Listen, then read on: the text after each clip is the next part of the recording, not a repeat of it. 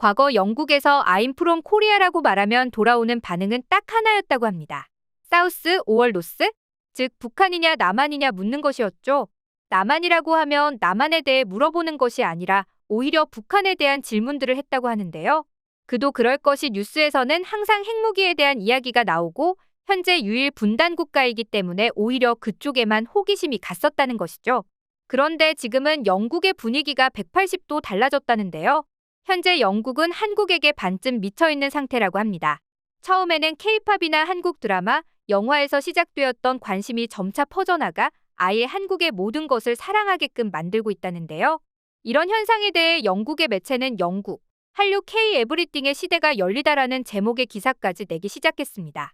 즉, 한류가 영국의 모든 것을 점령하고 있다는 기사였는데요. 오늘은 이 기사의 내용과 함께 현재 영국 내에서 한류가 어떤 위치인지 자세히 알려드리겠습니다. 과거 영국은 그야말로 콧대 높은 나라로 불렸습니다. 그도 그럴 것이 영국은 셰익스피어, 처칠, 비틀즈, 해리포터, BBC 등 그야말로 영국의 문화가 세계 대중문화로 여겨진 때도 있었으니까요. 그런데 이런 문화 강국 영국에 한국의 물결이 거세게 몰아치고 있는데요. 이런 현상을 두고 영국의 전문가들은 굉장히 흥미롭게 바라보고 있다고 합니다. 왜냐하면 한때 영국이 사랑했던 아시아 문화는 일본이었기 때문인데요. 영국인들에게 동아시아 3국의 비중을 물어보면 일본이 60%, 중국이 30%, 한국이 10% 정도였죠. 이처럼 한국은 영국인들의 관심 밖이었는데요. 그래서 한식당 추천을 받으려 해도 힘들었고 없을 게 없다는 런던에는 한인마트는 있지도 않아서 대부분 중국 슈퍼에서 한국 음식 재료를 샀어야 했습니다. 하지만 이젠 한국의 문화는 영국에서 대세일 뿐만 아니라 주류가 되었습니다. 이젠 어딜 가나 한식당을 찾아볼 수 있고 심지어 런던 시내에 당일 배송을 해주는 한인마트도 생겨났다고 합니다.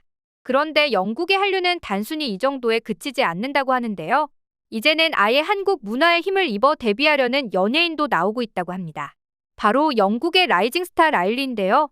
그는 귀여운 외모와 뛰어난 실력으로 틱톡에서 먼저 인기를 끌고 유명해져서 데뷔를 하게 된 케이스인데요. 라일리는 한국을 너무 좋아한다고 밝히면서 아예 뮤직비디오에 한글이 적힌 옷을 입고 등장하기도 했죠. 왜 한글이 적힌 티셔츠를 입었냐는 질문에 그는 한국이 너무 좋다. 나는 한국 음식을 즐겨 먹고 한글이 좋아서 티셔츠를 입은 것이다라고 말하기도 했습니다. 하지만 그가 입은 티셔츠는 문제소녀가 적혀 있었고 뒤늦게 이 뜻을 알게 된 라일리는 소녀의 니은 받침을 넣어 소년으로 고쳤습니다. 이렇게 현재 영국 MZ세대들에게 가장 잘 먹히는 것은 한국인데요. 과거에는 한국을 좋아하는 것이 마이너한 취향, 몰래 숨어서 들어야 하는 노래로 취급받았던 것과 달리 지금은 과감하게 한국 사랑을 표현하고 오히려 힙한 것으로 취급받고 있는 것입니다. 한류가 이 정도로 퍼지자 영국 매체인 가디언이 한국 문화의 비결은 무엇일지 기사를 내기도 했는데요. 해당 기사 내용 짧게 소개해드리겠습니다. K-팝과 K-뷰티까지 한국은 영국을 향해 수없이 펀치를 날리고 있습니다. BTS가 군복무를 했음에도 불구하고 한류의 질주를 멈출 수가 없습니다. K-팝은 이제 정기적으로 미국과 영국 차트 1위를 차지합니다. 한국 컨텐츠라는 거대 괴수는 죽을 기미를 보이지 않습니다. 한 디즈니 임원은 최근 헐리우드 리포터와의 인터뷰에서 모두가 한국 콘텐츠를 원한다고 말했습니다. BBC마저도 이에 적극적으로 동참하고 있죠. BBC 아이플레이어는 K-팝 슈퍼스타가 되기 위해 필요한 것을 알려주는 청소년 드라마 강남 프로젝트를 시작했고 BBC의 어린이 프로그램 책임자 사라 밀러는 한국은 창작 세계의 현대 중심지입니다라고 말하기도 했죠. 한국이라는 나라는 불과 수십 년 만에 큰 발전을 이루었습니다. 과거에는 북한과의 휴전관계, 자동차, 가전제품으로 유명했다면 지금은 음악, TV, 화장품, 패션, 요리와 문화까지 그야말로 문화 강국으로서의 위상을 확고히 다지고 있습니다. 일부에서는 한국의 문화 발전을 두고 정부가 주도해서 이뤄냈다고 말하고 있습니다. 90년대 후반과 00년대 초반에는 정부가 문화를 수출시키는 데에 주력했던 것이 맞습니다. 하지만 수많은 전문가들은 절대 한류가 정부가 계획해서 된 것이 아니라고 말하고 있습니다. 그동안 한국 정부는 세금 감면 혜택과 문화 홍보를 지원해주는 정도였기 때문입니다. 오히려 한국의 문화는 정부가 지원하되 간섭은 하지 않을 때 가장 큰 성공을 이뤘습니다. 이런 걸 보면 한류의 글로벌 성공은 개인의 노력의 결과입니다. 냉소적으로 들릴 수도 있지만 한국 정부가 한 가장 좋은 일은 창작자들을 내버려두는 일입니다. 물론 정부의 공이 하나도 없었다는 뜻은 아닙니다. 아이러니하게도 이제 K-팝은 전 세계가 즐기는 메이저한 장르가 되었습니다. 한류는 꺾일 기미가 보이지 않습니다. 이런 흐름을 타 한국어에 대한 관심까지 늘고 있습니다. 실제로 한국어의 수업 수요가 늘어 한국 정부는 세종학당에 속한 학교 수를 244개에서 270개로 늘려야 했습니다. 이처럼 한류는 작은 물줄기에서 지금은 홍수처럼 변해가고 있습니다. 해당 기사는 여기까지였는데요. 생각보다 영국 내에서 한류가 무서운 속도로 퍼지고 있다는 사실을 알 수 있었습니다.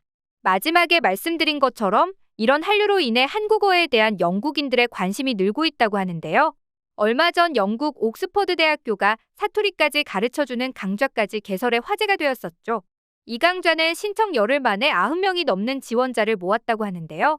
격주 토요일마다 2시간씩 온라인 수업으로 진행되는 이 수업은 방언, 반말과 존댓말 등 한국어에 초점을 맞췄을 뿐만 아니라 후반부에는 해녀, 여성 실학자 빙어가 기씨, 김홍도와 신윤복, 세종대왕, 정조, 서태지, 선덕여왕 등 주요 인물을 소개하는 등 한국에 대해 깊이 있게 가르쳐주는 강좌였죠.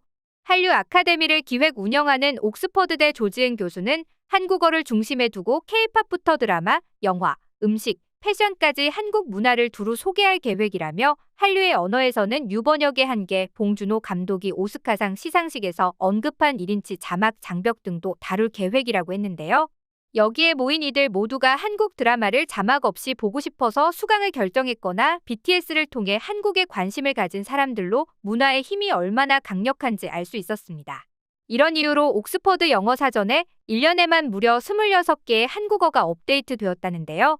이게 얼마나 대단한 일인지 모르는 분들을 위해 추가 설명을 드리자면 1884년부터 2021년까지 137년 동안 옥스퍼드 영어 사전에 올라간 한국어가 23개였다는 것입니다. 그럼 이 옥스퍼드 사전에 실리는 게 뭐가 그렇게 대단한데? 라고 생각하실 분들도 계실 텐데요. 이 옥스퍼드 사전에서 받아들여진 단어들은 모든 영어권에서 표준어로 인정이 된다는 얘기입니다. 그래서 여기에 등재가 되려면 굉장히 많은 사람들이 써야 하고 인기가 있어야 등재가 되는 것이죠. 현재 한국어만큼 전 세계에서 폭발적으로 주목을 끄는 언어가 없다 보니 한국어가 많이 등재된 것인데요. 이렇게 한류 열풍으로 옥스퍼드 사전에 한국어가 대거 등재되었다는 이야기를 듣자 중국학과 일본학 학자들은 엄청나게 부러워했다는 소식입니다. 그도 그럴 것이 중국어나 일본어는 옥스퍼드 사전에 등재될 만큼 사용 빈도수가 높은 단어가 최근에 없었기 때문이었죠. 그뿐만 아니라 이젠 한국 음식 재료에 대해 인지도가 매우 높아져 한국 소스나 재료를 활용하는 메뉴도 늘어났다고 하는데요. 특히 과거에는 한국 음식을 가져다가 자신들의 언어로 풀어 사용하는 경우가 많았지만 지금은 고추장이면 그냥 고추장이라는 재료명을 그대로 사용하고 있다고 합니다. 이제는 한국 사람이 영국에 가서 자신이 한국에서 왔다고 하면 한국 드라마 진짜 재미있잖아, 한국 음식 진짜 맛있잖아 라거나 나 한국 진짜 가보고 싶은데 라는 대답을 듣는다고 하는데요. 문화의 힘은 정말 대단하다는 생각이 듭니다. 앞으로도 한국의 문화가 전 세계인들의 사랑을 받길 바라면서 오늘의 영상 마치겠습니다.